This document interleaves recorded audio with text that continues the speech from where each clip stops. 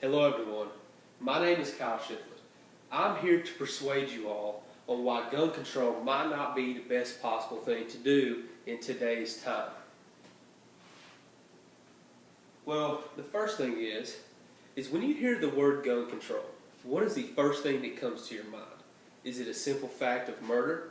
Or maybe even home or self-defense to protect your family? Well, the Second Amendment gives us the right to bear arms as a well-regulated militia, to have these arms protect ourselves against foreign and domestic, and that this right may not be infringed. Well, in 2002, this right was kind of taken away from us, and they said that a well-regulated militia was actually considered now our National Guard. 8 years later, in 2010, they corrected themselves and gave us Americans back that right. And this is important because our founding fathers gave us this right to protect ourselves so that the government does not gain too much power over the American people. Well, the first thing I want to talk to you all is about gun facts. And I thought it was interesting that there's 307 million people here in the United States today. And there is actually 300 million firearms that are accounted for here in America, which could actually arm every state except the state of Georgia.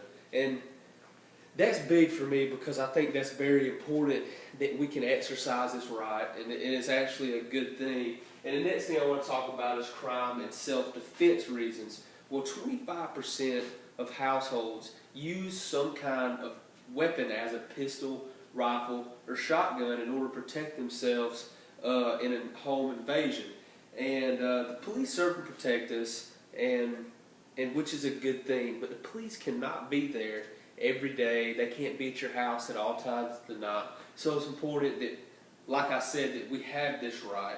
And in 2008, there is 5 million violent assaults here in the United States, and which is a lot to me, but only 8% of those violent assaults actually had a weapon involved in that violent assault, which is a very low number and proves my point. Therefore, it shows that guns are not the center of crime, it is the people behind it, and as well as the media. The next thing I want to talk about is cons of gun control. And first of all, there are many cons of gun control. There's also pros that people can talk about, but I don't think there's any pros. I want to talk about the cons today. And one main con is, look at Australia. You have Australia that had 750,000 guns that were accounted for a couple of years ago, and now they only have 700,000 guns that were taken away with 50,000 left, which is a low amount. And this devastated Australia, and they had many great detail of devastation there. Matter of fact, here's some simple facts. Homicides went up 3.2, assaults went up 8.6, robberies went up 44%, firearm assaults skyrocketed to 300%, which was awful. Just a bad thing for them to do, and was not successful at all. And my grandfather once told me that you can always take away guns, but when you do that, the law-abiding citizens are going to turn in their guns, which are the good people, and the bad people are the ones that do not abide by the law, and they will not always turn in their gun, which you really shouldn't do that to begin with. So that kind of leaves the fact that when they do this, the good citizens are actually the primary target for those bad citizens that have those guns. So it leaves you unprotected and leaves your family unprotected, which is not something that we want. In the United States, there is one city that has the most gun control acts, and of course we should all know this. This is Chicago. Chicago has strict gun rights. The governor of Chicago implemented this to make it a better city, but failed miserably. They're almost about everything they have, as assaults, robbery, armed robberies, all that has skyrocketed. It kind of brings up what my grandfather told me that one time, that the bad people will still have them, but the good people won't. And especially the drug cartels up there. And the good people are still the primary target there. This is a bubble on the left.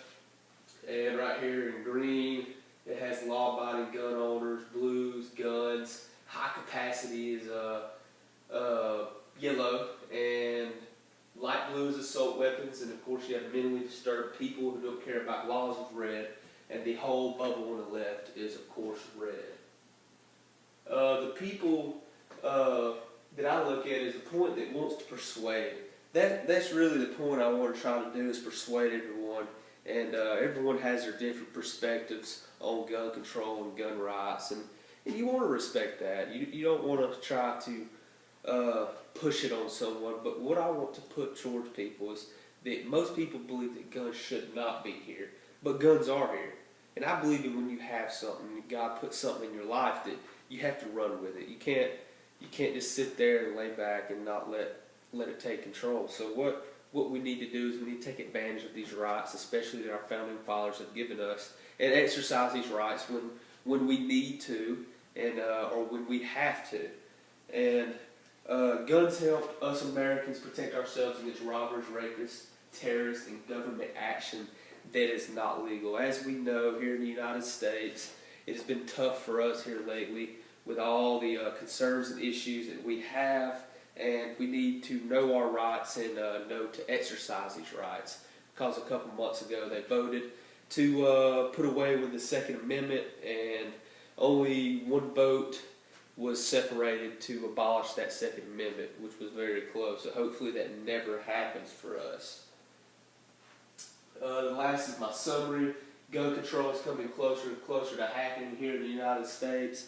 Like I said before, everybody has their different perspectives. Of course, gun control is coming closer and closer here in the United States. So pretty much it's important for us to really look back and sit back and know our rights, like I've said before. If you ask me, I believe that gun rights should always be followed as accountable as we've always used them. And gun control should not happen. It shouldn't even be talked about to begin with, because look what happened in Australia, or another example, Chicago. It's failed. It's failed miserably, and there's no reason to do it when you have facts that we have seen. And, you know, these are kind of examples of that. So why do it in the rest of the country when it's already made the country or a state or a city worse? It's pointless, if you ask me. Therefore, it is important for every one of us to know our rights and to know what the Second Amendment is, and just to always remember that and respect it, and to know people that is trying to take that away from us is just not right. So then again, just to sum it up, is gun control is not what we technically need in today's time. It is fundamentally not right, and I hope you understand that, and I hope you respect my point of view as much as I would respect yours. And that brings me to the bibliography. Tells how my sources were found, and tells the information I've got all that from. And I appreciate your time to listen to my speech, and thank you.